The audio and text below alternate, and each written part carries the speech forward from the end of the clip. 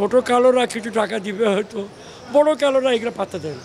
বড় মোটা অঙ্কের লক্ষ কোটি টাকা যারা নিয়ে গেছে তারা 50% দিতে বেশ টাকা পাওয়া যেত, ওরা এগুলো পাত্তা দেয়।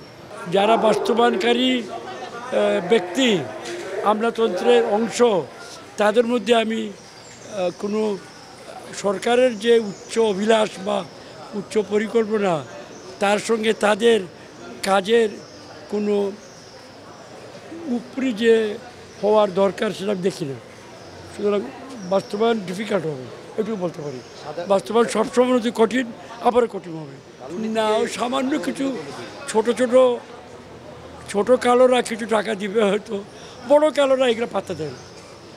বড় মোটা অঙ্কের লক্ষ কোটি টাকা যারা নিয়ে গেছে তারা 50% দিতে বেশ টাকা পাওয়া যেত, ওরা এগুলো পাত্তা দেয় না। নগদে 500 টাকা বা তার বেশি পেমেন্টে পেতে পারেন ঢাকায় জমিসহ 20 কোটি টাকার পুরস্কার। আমার যেমন হয় হয়তো 2-4-5 লাখ টাকা যারা চুরি করেছে তারা 15 মাসে ভয়ভীতি একটু বেশি আছে, আর উপরে যারা করে ওদের ভয়ভীতি নাই। তবু আমি ব্যক্তিগতভাবে মনে করি হোক না আরেকটা উপায়। এরপর নৈতিক অবস্থার দিকে আমি যাচ্ছি না কারো টাকার সাথে। অন্যান্য অনেক প্রয়াসের মতো এইটা একটা ভালো প্রয়াস, বাট মুখ থুবড়ে পড়ার সম্ভাবনা আছে।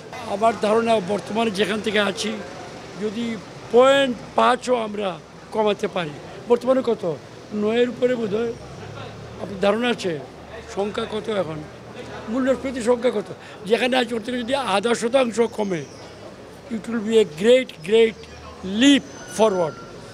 কারণ প্রধান কারণ হলো মূল্যস্ফীতি এত দ্রুত না পড়ার মেন কারণ হলো প্রবৃদ্ধির যে চাপ, সেখানে এই মূল্যস্ফীতির হার উচ্চ পর্যায়ে থাকা স্বাভাবিক।